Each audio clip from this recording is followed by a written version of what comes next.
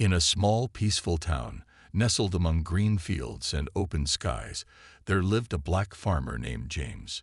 He had inherited the land from his grandfather, a man who had worked hard to build a life in the community.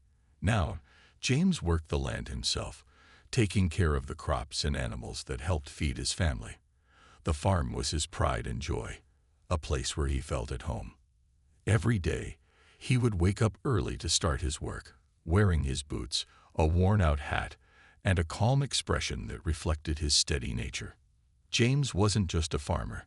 He was a man of honor. Before his days on the farm, he had served as a Marine, a title he rarely spoke about, but one that shaped the person he was. James had earned the Medal of Honor for his bravery in battle, but he never bragged about it. He preferred to keep to himself, focusing on his land and his family.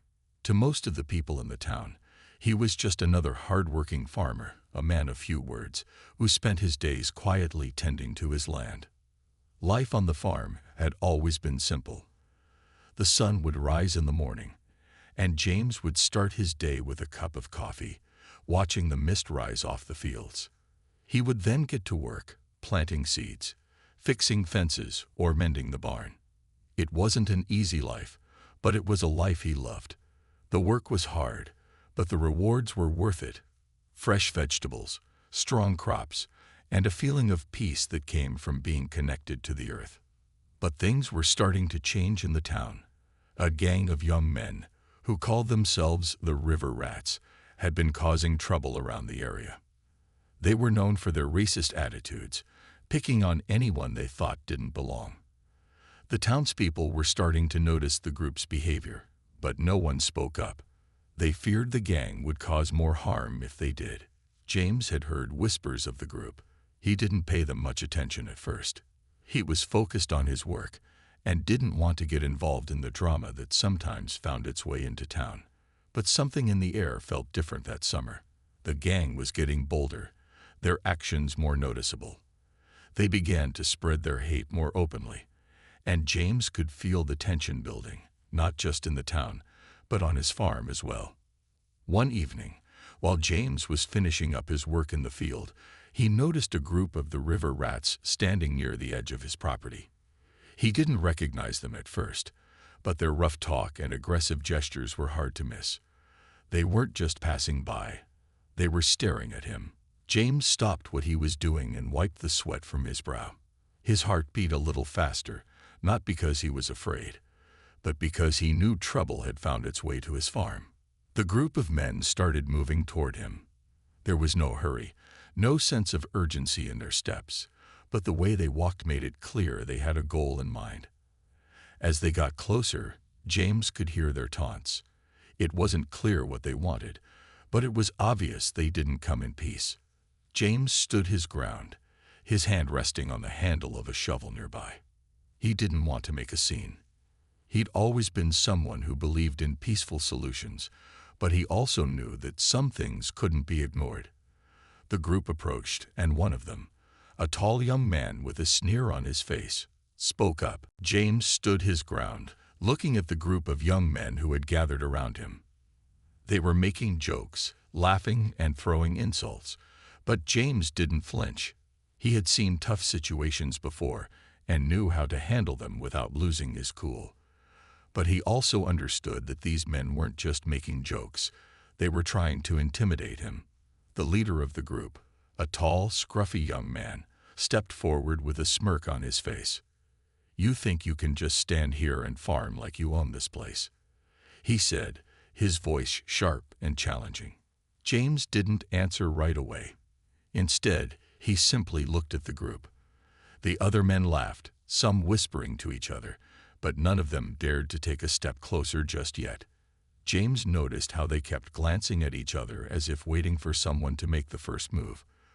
They were all trying to figure out what to do next, but they hadn't expected him to stay so calm. "I've worked this land for a long time," James finally said in a steady voice. "My grandfather worked it before me, and his father before him. This is my home. I'm not going anywhere." The leader of the group took another step forward, his eyes narrowing. "You really think you belong here?" People like you don't get to own land like this. You should go back to where you came from." James could hear the anger in the man's voice, and he could tell that the group was starting to get more agitated. But James knew that if he allowed himself to get caught up in the heat of the moment, things would only get worse. He had dealt with confrontations before, but this situation felt different. The group wasn't just being disrespectful. They were testing him, pushing to see how far they could go. He took a deep breath and stood a little taller, looking the young man in the eyes. "I've worked for everything I have. It's not a matter of who I am or where I'm from. It's a matter of hard work and respect, something you don't seem to understand." There was a moment of silence. The young man stared at James, and for a split second, James saw something flicker in his eyes. It wasn't just anger anymore. It was confusion. Maybe, for the first time, the man was realizing that James wasn't someone to be taken lightly. But the silence didn't last long. The young man shook his head and let out a frustrated sigh. "You think you're special just because you've been on this land for a while," he sneered. "We got better things to do than listen to you talk about your old stories. We came here to have a little fun." James could feel the tension in the air grow thicker. The other men seemed to be waiting for a signal to move in, but none of them made a move just yet. James knew they were looking for a reason, any reason, to start a fight. But he wasn't going to give them that satisfaction. "Fun?" James asked, his voice calm but firm. "Is this how you have fun? By bothering people who just want to live in peace?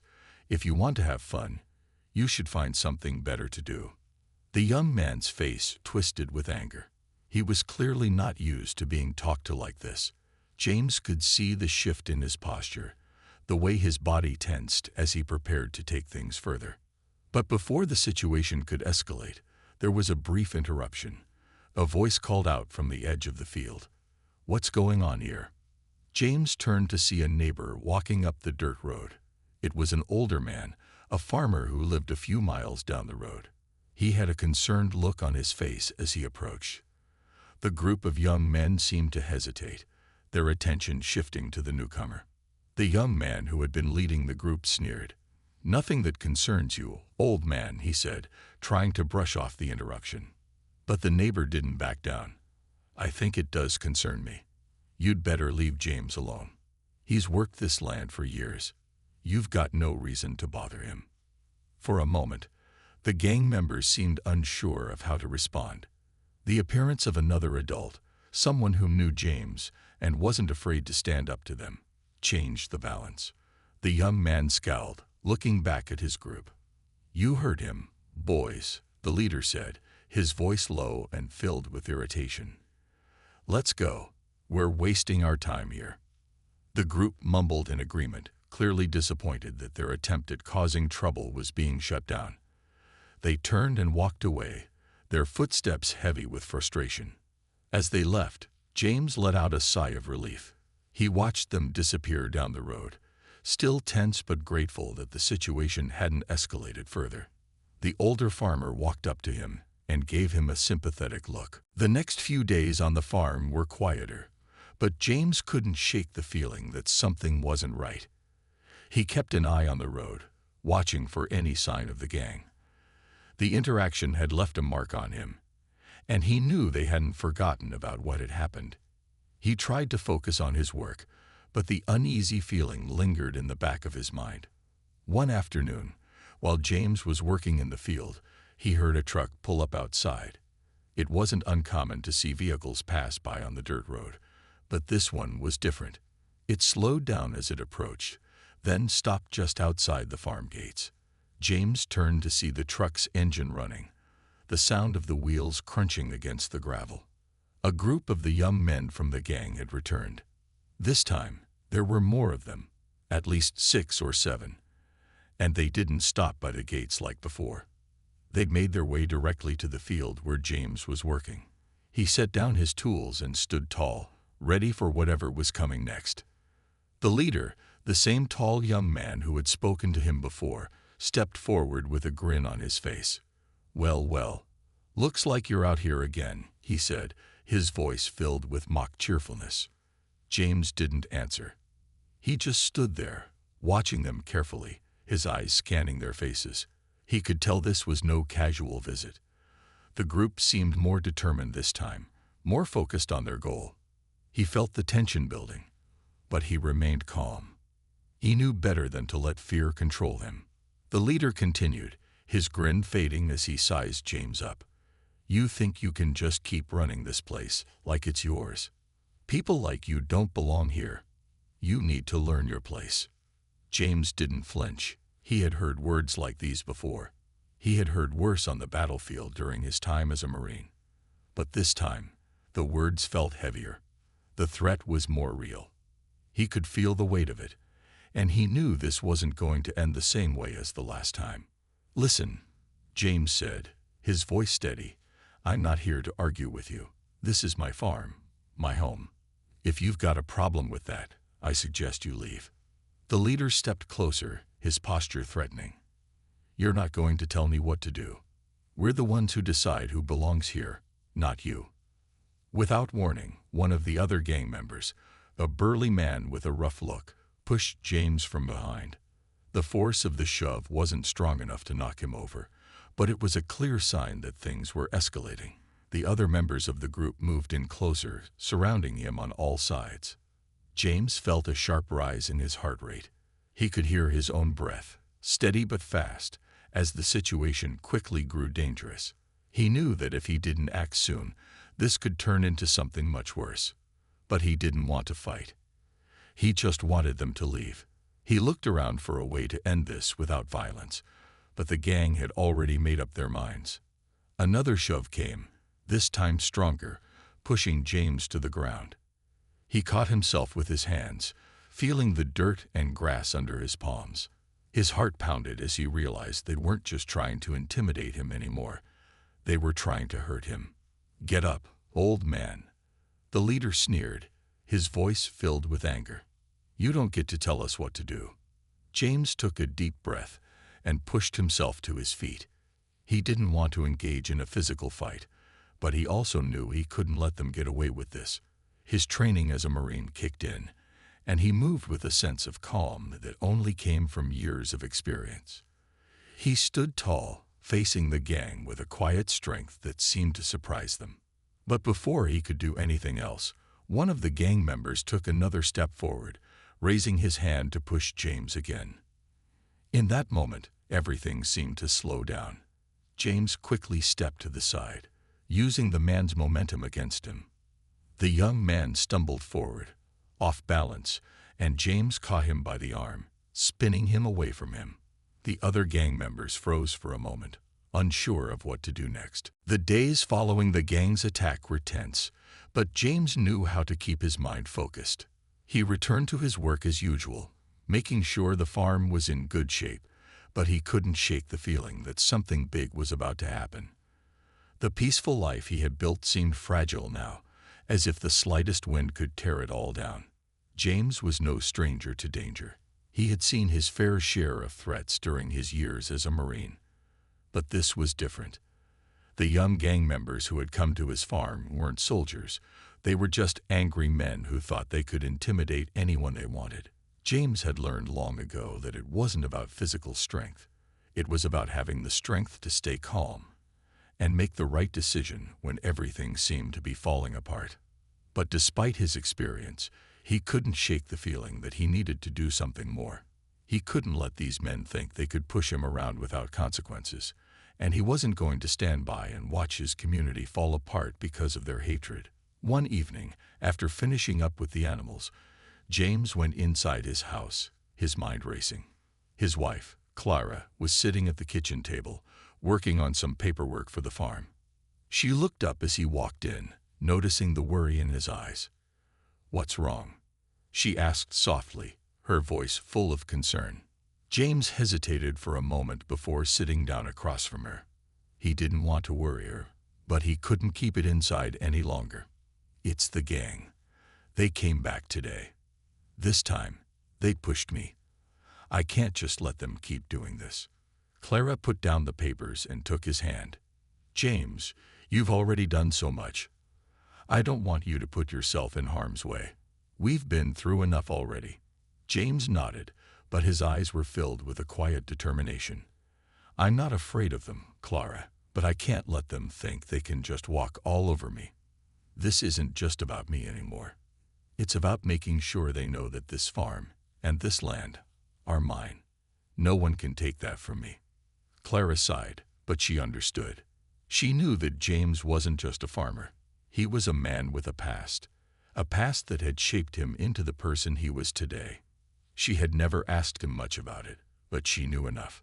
James had always been humble about his time in the military, never bragging about the medals he had earned or the battles he had fought in.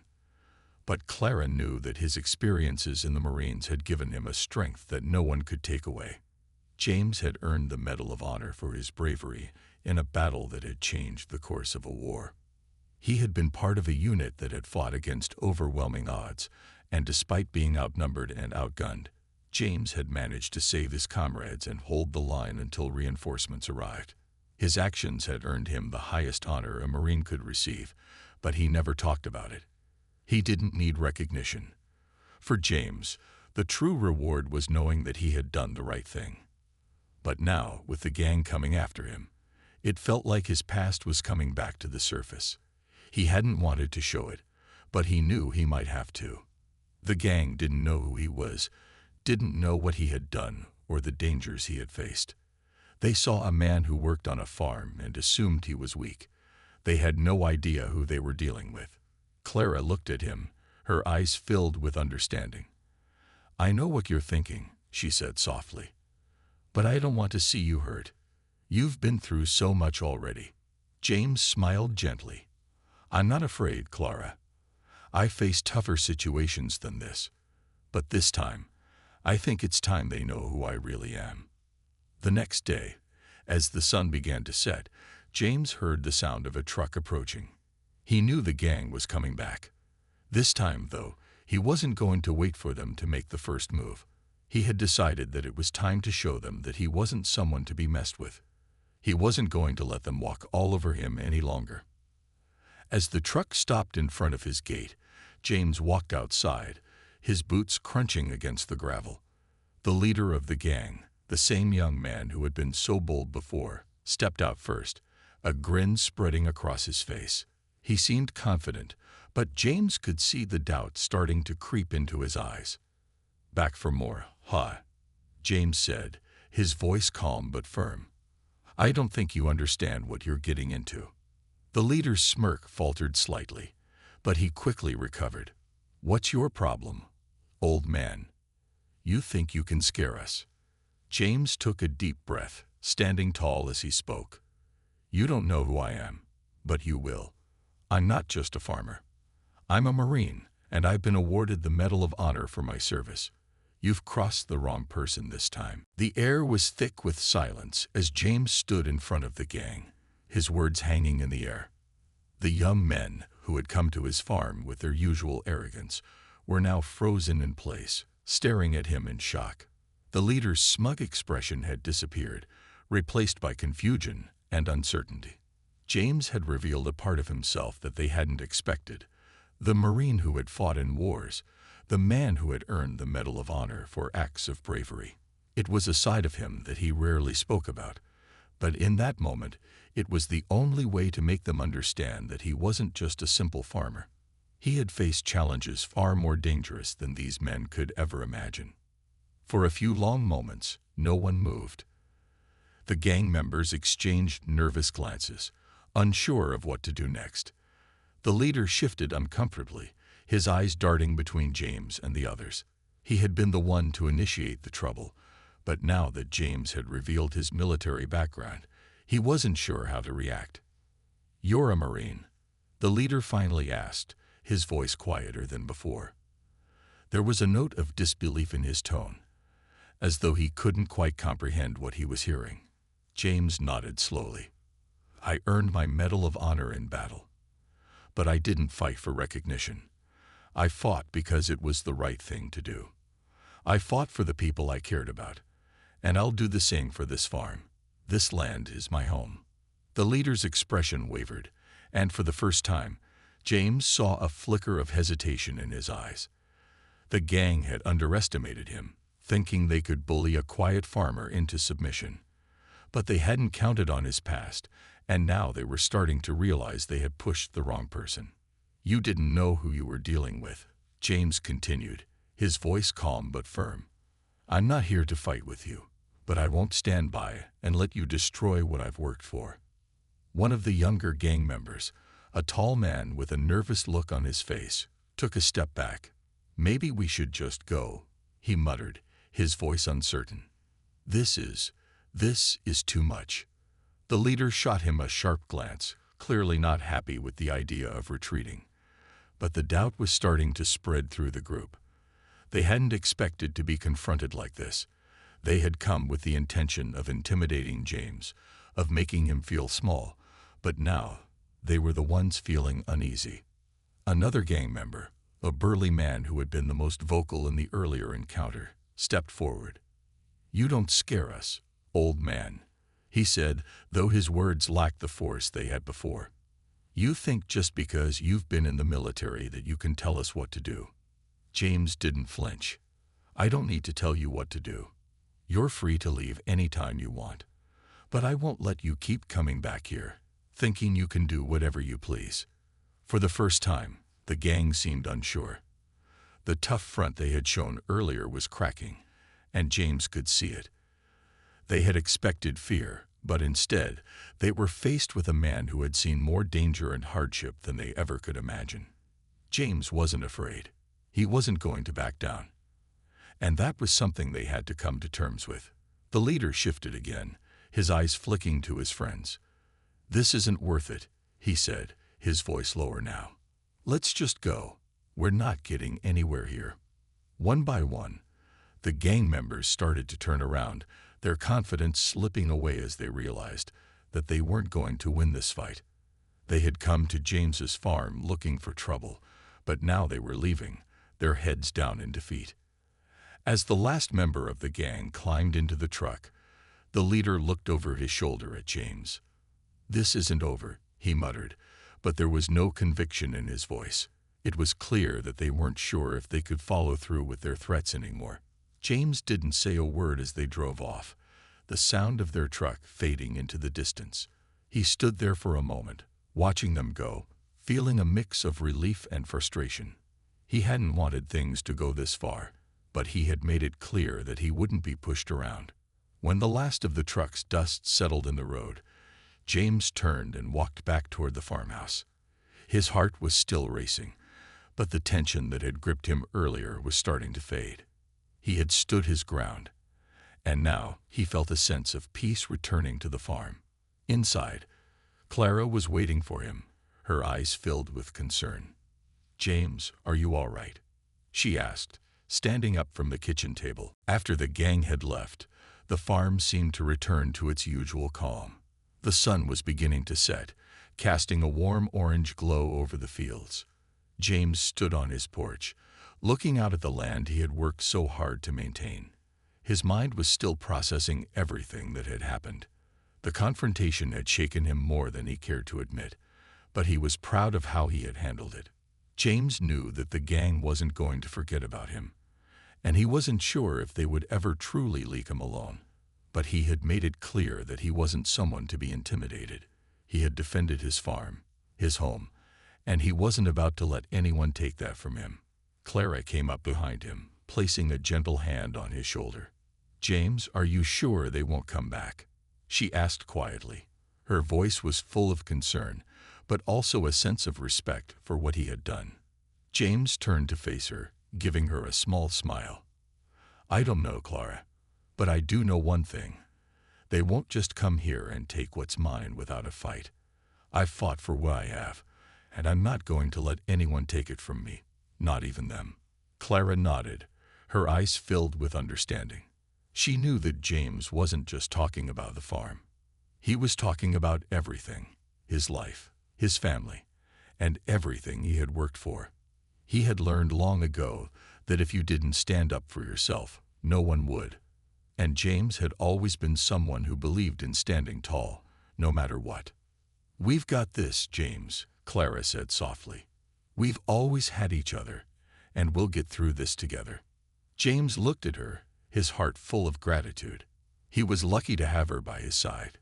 It had been a long road, one full of challenges, but they had always found a way through. Clara was strong in her own right, and her support meant the world to him.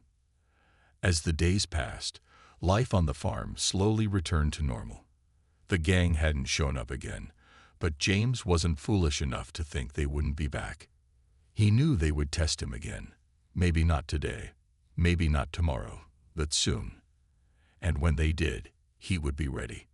James spent his time working the land, keeping an eye on the fields, repairing fences, and making sure everything was in order.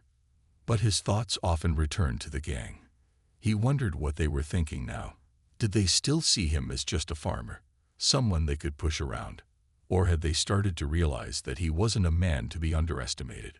One afternoon, as James was working on the far side of the farm, he heard the sound of a car pulling up. This time, it was a different vehicle, a black sedan with tinted windows. James frowned, wiping his brow as he turned to see who it was. He couldn't tell right away, but something about the car made him uneasy. As the car came to a stop, the door opened, and a man stepped out. He was tall, dressed in a neat suit, with a confident stride. He walked toward James with a purposeful look on his face. "Good afternoon," the man called out, his voice smooth and professional. "Are you James Turner?" James nodded cautiously. "Yes, I am. What can I help you with?" The man smiled, extending his hand. "My name is Officer Thompson. I'm with the local law enforcement. I've heard a lot about you, Mr. Turner. Your reputation precedes you." James shook the officer's hand, still uncertain. "What brings you here, officer?" Thompson's smile remained, but there was a seriousness in his eyes. "I've been hearing about some trouble with a local gang. The River Rats, I believe they're called. They'd been causing problems in the area, and I wanted to make sure you were safe. We've had some reports, and we're taking steps to handle it. But I also wanted to check in with you personally." James took a deep breath. The gang wasn't just causing trouble on his farm. They were affecting the entire community. It was good to know that the authorities were starting to take action, but James wasn't one to sit back and wait for someone else to fix things. "I appreciate that, officer," James said, his voice steady. "But I've handled things myself so far. I don't need anyone to fight my battles. I've faced tough situations before, and I'm not afraid to face them again." Officer Thompson looked at him for a moment, then nodded slowly. "I understand, but just know that you're not alone in this. We're keeping an eye on the situation, and if you need anything, don't hesitate to reach out." James woke up the next morning to the familiar sounds of birds singing and the soft rustling of leaves in the early morning breeze. The farm was peaceful again, just as it always had been. The sun was rising over the horizon, casting a golden light over the fields, and for a brief moment, everything felt normal. But in the back of his mind, James knew that things had changed. The gang hadn't come back yet, but the threat was still there. He could feel it lingering, like a storm waiting to break. As he walked outside, he saw Clara working near the barn. She had always been the steady hand in the family, keeping things organized while James focused on the harder tasks of the farm. She looked up and smiled when she saw him. "Good morning," she said, her voice soft and warm. "Morning," James replied, giving her a small smile. He could tell she was still worried, but she was trying her best to stay positive. The morning passed like any other, with James tending to the animals and checking on the crops. But his mind kept drifting back to the gang and the confrontation that had taken place just a few days ago. He wasn't one to dwell on things, but the situation felt different this time. There was more at stake now. His farm, his family, and everything he had worked for were on the line. Later in the afternoon, James was fixing a fence when he heard the sound of a truck pulling up. This time, it wasn't the gang. It was a neighbor, Mr. Harris, who lived a few miles down the road. Mr. Harris was an older man, always friendly and willing to lend a hand when needed. "James, Mr. Harris called out as he got out of his truck. "How's it going?" James smiled and waved. "Pretty good, all things considered.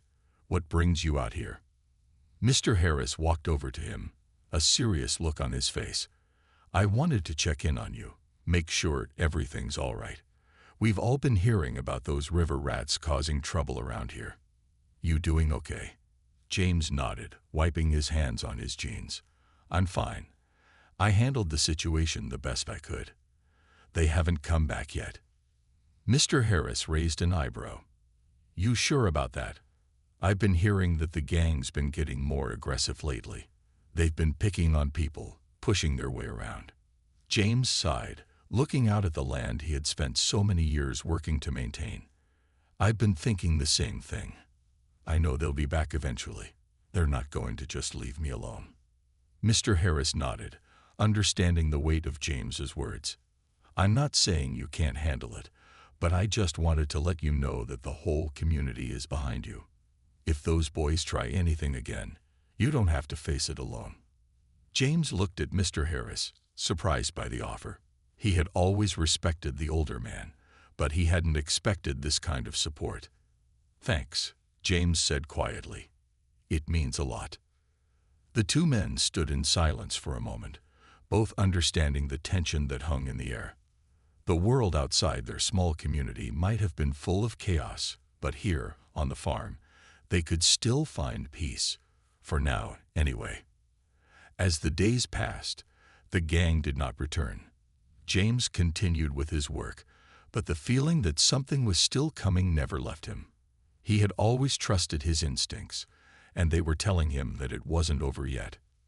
One afternoon, James received a phone call from the local sheriff. He picked up the phone, curious about what it might be. "Hello, James Turner," the sheriff's voice asked. "This is Sheriff Daniels. I just wanted to give you a heads up. We've been hearing some reports about the river rats. They've been causing trouble in a few other towns. We're planning to move on them. But I wanted you to be aware that things might get a little tense around here. If you need anything, don't hesitate to call." James thanked the sheriff and hung up the phone, his mind racing. He had known it was only a matter of time before the authorities stepped in, but hearing it confirmed made the situation feel more real. The gang might have backed off for now, but they were still out there, and they were still a threat. Later that evening, as James and Clara sat down for dinner, Clara could sense the tension in the air. "You're thinking about them again, aren't you?" she asked, looking up from her plate. James nodded slowly. "Yeah, I can't help it. It's not just about me anymore. It's about this whole community. They're not going to stop just because I stood up to them once. They'll come back, and when they do, I'll be ready." The next few weeks passed quietly, but James could feel the change in the air. It wasn't just about the gang anymore. It was about something bigger. The community had begun to come together, offering support in ways that he hadn't expected. It seemed that the whole town had been watching, and now they were ready to stand with him. One morning, as James was working near the barn, he saw a car pull up. He didn't recognize the vehicle, but it wasn't the usual truck or tractor. A man stepped out, wearing a suit and carrying a briefcase. James wiped his hands on his jeans and walked over to see what the visitor wanted. "Good morning," the man said, offering his hand. "I'm Thomas Green. I'm with the local business association. We've been hearing about what's been happening here, and I wanted to stop by." James shook the man's hand, confused but polite. "What brings you out this way, Mr. Green?" Green smiled, nodding toward the fields. "I've been hearing how the river rats have been causing trouble for you and others in the area. It's not just about one person. The whole town feels it, and we want to make sure you know that we've got your back." James raised an eyebrow, surprised. He had been expecting the usual polite nods and empty words, but this felt different. "What do you mean?" "Well," Green continued, "we've started organizing a neighborhood watch. The local businesses, farmers, and residents are coming together to make sure everyone stays safe. We want to make sure no one feels like they have to face trouble alone." James felt a sense of relief wash over him. He had spent so much time focusing on the gang, on how to protect his land and family, that he hadn't realized how much support was right around him. The community had noticed, and they were ready to help. "I appreciate that," James said, his voice filled with gratitude. "I've been handling things myself, but it's good to know I'm not alone." Green smiled. "Exactly. And it's not just about the river rats. It's about making sure we all stand together. If they see that the whole community is united, they'll think twice before coming back." James nodded, his thoughts racing. He had always believed in doing things on his own, but the idea of working together with others, of not having to face everything alone, was a relief. It was exactly what he needed. As the days went by, more people came to offer their support. Neighbors stopped by with food, supplies, and words of encouragement. Some even offered to help with the work on the farm. It was clear that the small town had started to change, and the people who lived there were no longer going to let the gang, or anyone else, destroy the peace they had worked so hard to build. One afternoon, James sat on the porch with Clara, watching the sun dip below the horizon. The air was warm, and the field stretched out before them in the fading light. It had been a long road, but they had made it through together. "I never expected this," Clara said, her voice soft. "I didn't think the community would step up like this." James smiled, his heart full. "Neither did I. But it's good to know that when things get tough, we're not in it alone." The quiet had returned to the farm, but now it felt different. There was a sense of security, not just from the gang's retreat, but from the support that surrounded them. It wasn't just about James protecting his home anymore. It was about the entire community standing up for what was right. They had all come together, united against the forces that tried to tear them apart. As time passed, the river rats stopped coming around. The pressure from the community and the local authorities had driven them away, and James knew they wouldn't be back anytime soon. But even more importantly, he had seen something he hadn't expected: change. The town had come together, not just in defense of one person, but in support of the entire community. People who had once kept to themselves were now looking out for one another. James had seen how something as simple as standing up for what was right could bring about real change. The farm wasn't just a place to live. It was a symbol of everything James had fought for: hard work, family, and community. And now, that symbol was stronger than ever.